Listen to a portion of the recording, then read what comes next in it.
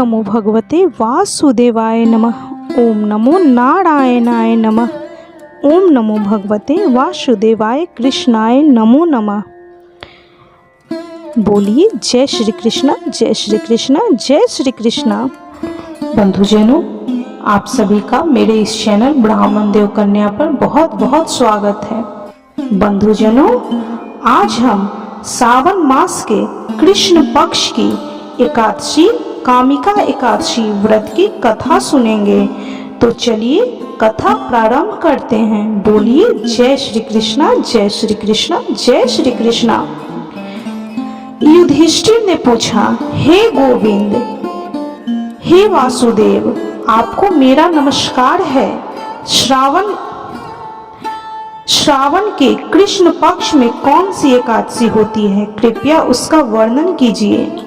भगवान श्री कृष्ण बोले कि हे राजन, हे युधिष्ठिर, सुनो, मैं तुम्हें एक पाप नाशक उपाख्यान सुनाता हूँ, जिसे पूर्व काल में ब्रह्मा जी ने नारद जी के पूछने पर कहा था।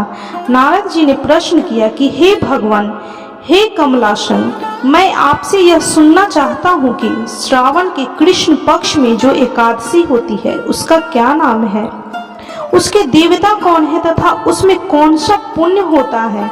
हे प्रभु, यह सब बताइए।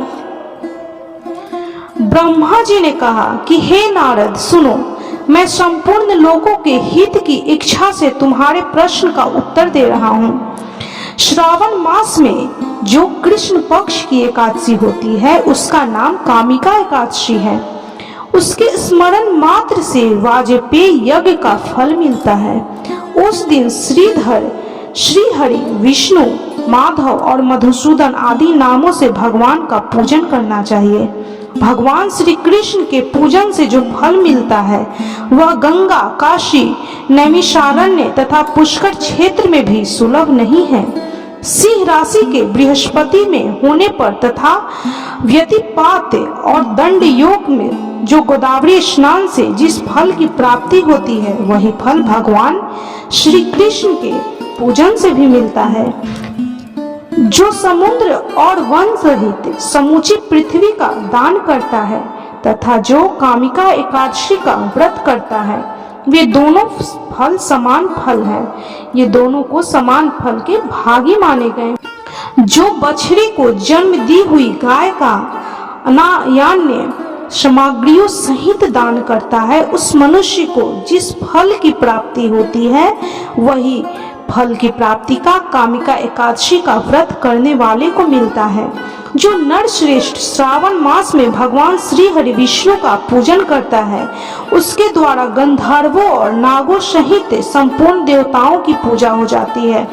अतः पाप भीरु मनुष्य को यथाशक्ति पूरा प्रयत्न करके कामिका एकादशी के दिन श्री हरि का पूजन करना चाहिए। जो पाप रूपी पंख से भरे हुए संसार समुद्र में डूब रहे हैं, उनका उद्धार करने के लिए कामिका एकादशी का व्रत सबसे उत्तम है।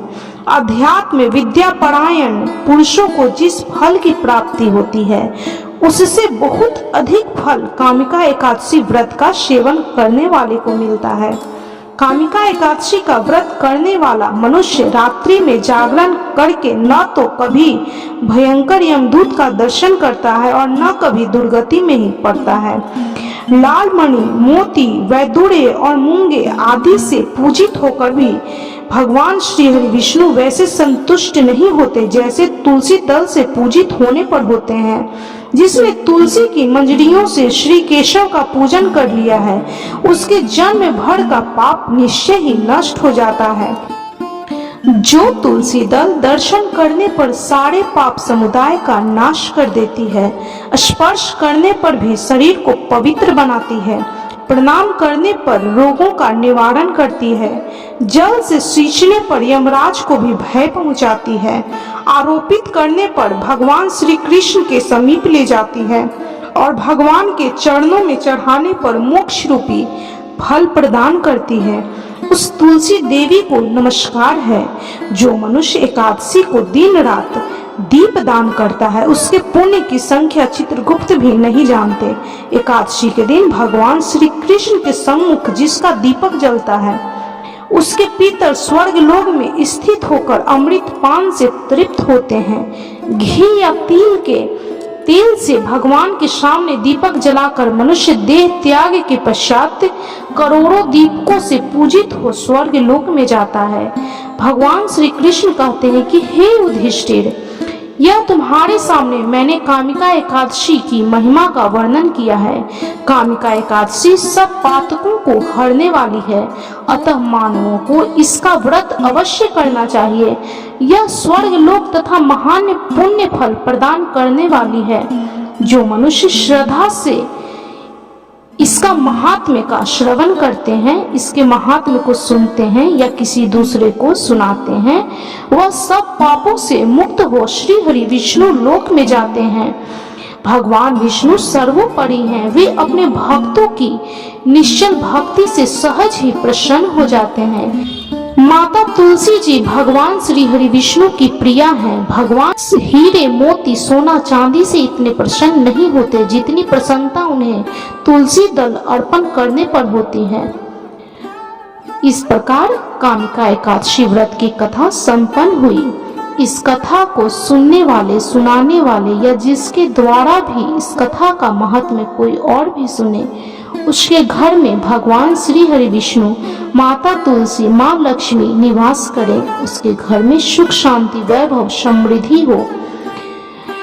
यदि आपको यह कथा अच्छी लगी हो तो कृपया इसे लाइक कीजिए, शेयर कीजिए और चैनल को सब्सक्राइब करना बिल्कुल भी ना भूलें। और जितना हो सके इस कथा को शेयर कीजिए। यदि आपके माध्यम से इस कथा का वर्णन कोई और भी सुनेगा तो उसका पुण्य फल आपको जरूर प्राप्त होगा। तो बोलिए जय श्री कृष्णा, जय श्री कृष्णा, जय श्री कृष्णा।